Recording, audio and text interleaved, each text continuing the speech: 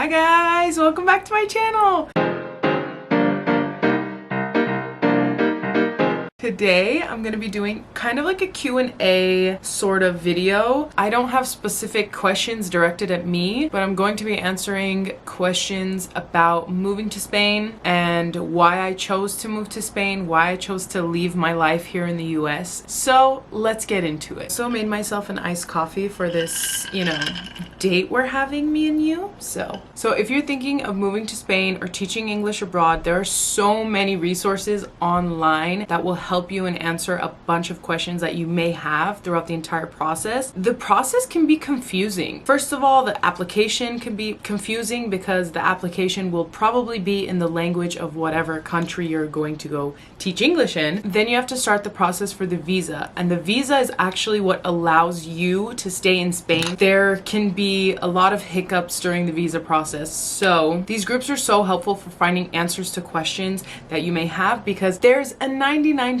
chance that somebody has already gone through exactly what you're going through, that exact problem, and that question has already been answered. So I would say if you're thinking of teaching English in Spain, definitely find the group of the province you're going to be in, join that group, join the WhatsApp groups, join the Reddit. They're honestly all so helpful, because once you get to Spain, oh, you're gonna have so many questions. So I'm gonna be doing my makeup while I answer some questions. First question that I have seen a lot of people ask is, how do you find an apartment? How is apartment hunting when there is a language barrier? So it's honestly very, very, very difficult to find an apartment when there is a language barrier. I would say that a lot of the real estate agents, however, in Spain, they do speak Spanish. I mean, of course they speak Spanish, they speak English. However, if it's just like a landlord and that's their only apartment, it can be kind of hard to communicate with them because they mainly speak Spanish. So I would say if you are apartment hunting in Spain and you are having trouble finding a place, try to get a friend to come with you, help you with that language barrier. However, I feel like that shouldn't be discouraging for people. A lot of people think, do I have to speak Spanish when I am moving to Spain, or in order to teach Spain, do I have to speak Spanish? I would say that you do need some sort of level of Spanish in order to communicate in your own daily life. I mean, in your school, you typically will not need Spanish unless you're in a very, very, very small pueblo, which is very common actually, because some of the schools are not in larger cities. So I would definitely say if you're thinking of doing this program and you have no knowledge of Spanish at all, I would definitely try to learn the basic phrases and the most common, words, and how you would say, hi, how are you? And I'm looking for an apartment, things like this. I would definitely study how to keep up just a very basic conversation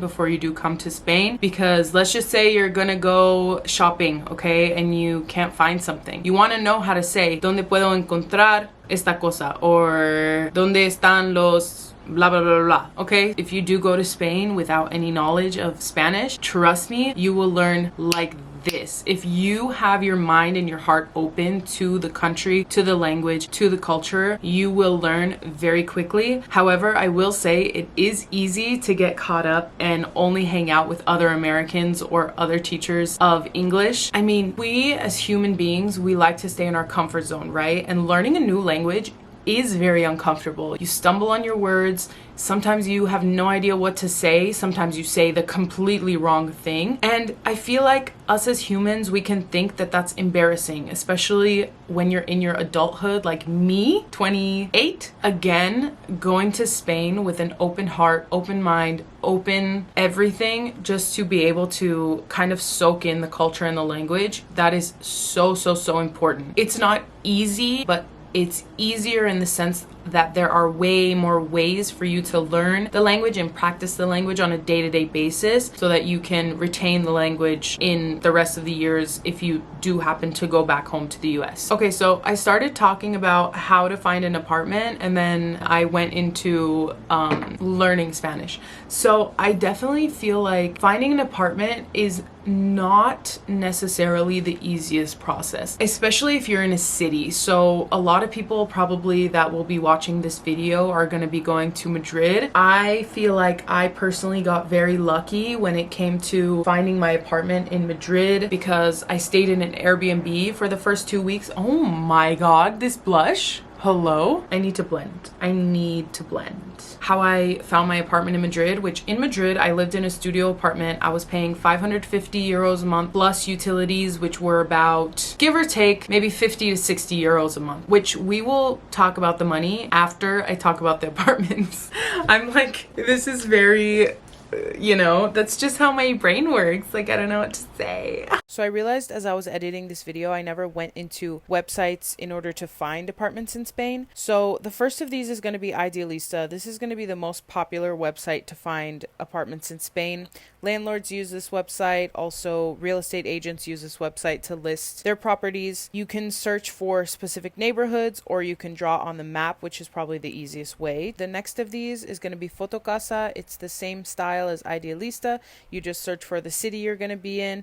You could apply filters, maximum, minimum, how many bedrooms you want. Sometimes when you arrive in September, when all the other AUXs and students are arriving for the school year, it can be very competitive to find an apartment, and sometimes you'll look on Idealista or Fotocasa and the apartments are already gone. So Facebook is a really, really good resource to use in order to find apartments, but beware of scams. And then the last one here that you could use is NALCAP, and this is literally the same style as Idealista and Fotocasa. How I found my apartment was I was staying in an Airbnb for the first 2 weeks that I was in Madrid, and I just asked my Airbnb host, I was like, hey, do you happen to know anybody that might be renting, or do you have any other property or anything like that? That Airbnb I first stayed in was a hallway. There was gonna be no way I could live there. I was gonna ask him like, hey, can I live here? If it came worse to worse, came to worse, I was gonna say okay, but it was not possible. No. My Airbnb host connected me with his real estate agent friend, and then his real estate agent friend connected me with another real estate agent who had a studio right in the heart of Lavapiés. She showed me, I remember on that day that she called me, oh my god, I actually got scammed by Spotahome,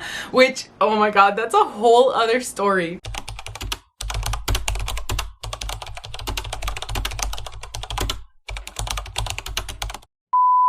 Here's what happened. I knew that when I went to Madrid, I wanted to live in a studio. I was just ready to not live with anybody. I was just ready to be on my own. I wanted to experience living in my own apartment, being responsible for bills, being responsible for the trash, being responsible to clean, being responsible for everything. So I knew that I wanted to go to Madrid, and I knew I wanted to live alone. I was looking for a studio. I was looking for the first week. Nothing.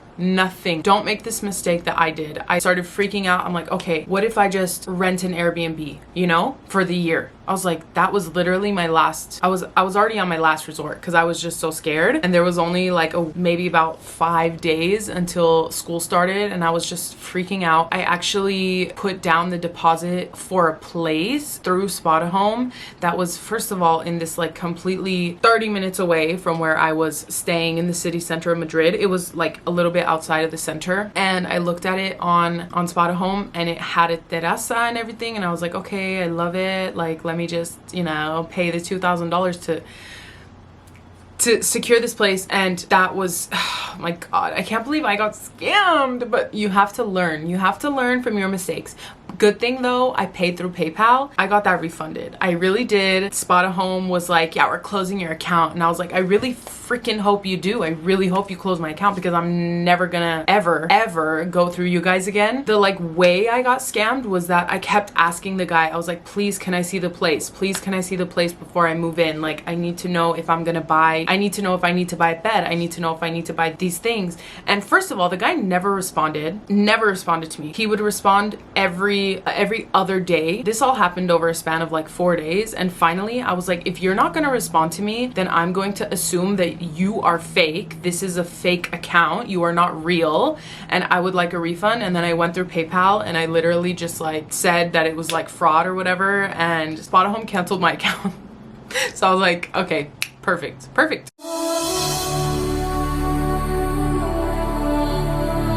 I remember specifically that day, like it's engraved in the back of my mind. I went to get coffee from Hola Coffee because it was right in Lavapiés, and it was like one of the only coffee shops that served iced coffee. So I went and I got an iced oat milk latte, and I was standing there on that street, and I was kind of just like drinking my coffee on my phone, and then all of a sudden I got a call from Robert, which was my Airbnb host's real estate friend, and he was like, hey, I have a real estate friend who is gonna be in Lavapiés today, and she has a couple potential places for you. And I literally was like, I was like, are you kidding me? Like, thank you God, thank you God. I was so grateful. I was like, the universe is always looking out, like literally always looking out. So anyway, that is the story of how I got my first apartment in Madrid, and I feel very lucky that I got that apartment. I wanted to live alone. I said to the universe, I'm like, I want to live alone. I want an apartment that is, somewhat okay looking and like somewhat in a good area.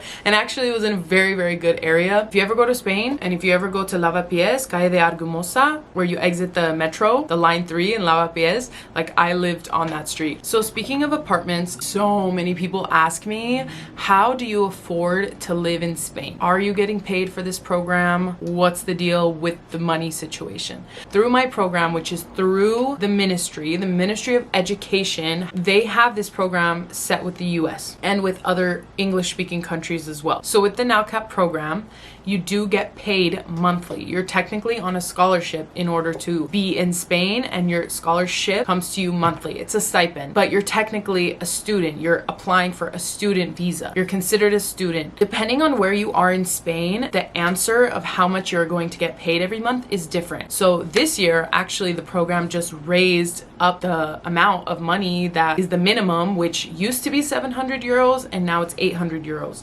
So like for me in Andalusia, I'm gonna get paid 800 euros a month to live there, for my food, for my rent, everything. I get that question a lot, is like, do they provide housing for you? Do they provide food for you? No, they provide nothing besides the payment every month. You have to look for your housing, you have to budget, you're gonna have to figure out how you're gonna afford living there with receiving whatever amount of money you're going to receive a month. Your stipend is going to be enough for your rent, your utilities, your food, your transportation, everything like that. However, I would say that traveling on the AUX stipend is very difficult. Now, a lot of AUXes take on tutoring work. That's what I did in Madrid. I was tutoring like, I think 3 to 4 students a week in order to supplement my income. I made that decision.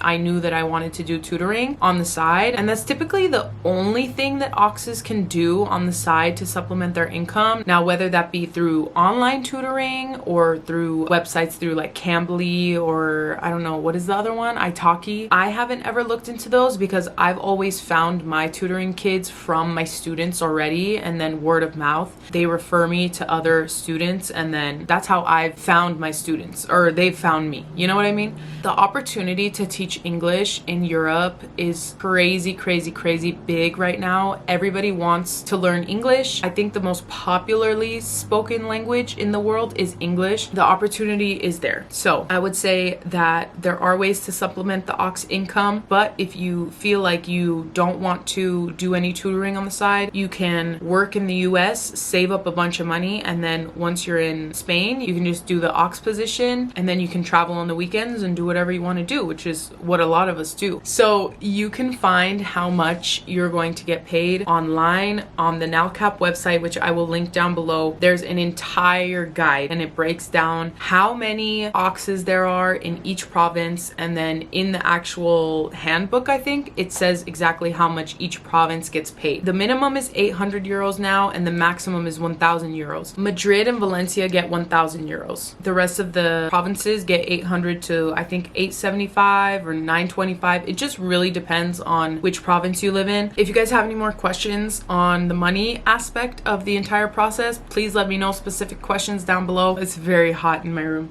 Oh, I have a fan. And once you go to Spain, you're gonna see a lot of these. The Spanish abuelitas always have them on the metro. So the question that I saw on Reddit, which is what inspired this entire video, how did you tell your parents you were going to be an aux and what was their reaction? I remember back in 2020, I was working at we shall not name the retailer. I remember talking to one of my coworkers about how badly I wanted to move to Spain. At first, I wanted to move to Barcelona because of the Cheetah Girls movie. Literally, I don't know why. It's just like when things are significant in your life, they'll be highlighted in your brain somehow. I don't even know how to genuinely explain it, but it's just like the Cheetah Girls movie in my life was highlighted, if that makes sense. But it's always been there, you know? And so I thought at first that I wanted to move to Barcelona. I thought I wanted to move to Barcelona at first. I was like, my mind was set on Barcelona. I was like, I want to move there. I was talking to my coworker at this, we shall not name the store. She was like, you're gonna like Madrid way more if you want to move to Spain. And I don't know why, like it was Spain. I never thought, oh, I want to move to Italy or I want to move to Greece. It was just like the seed that was planted in me from the beginning was Spain. I was like, I want to move to Spain.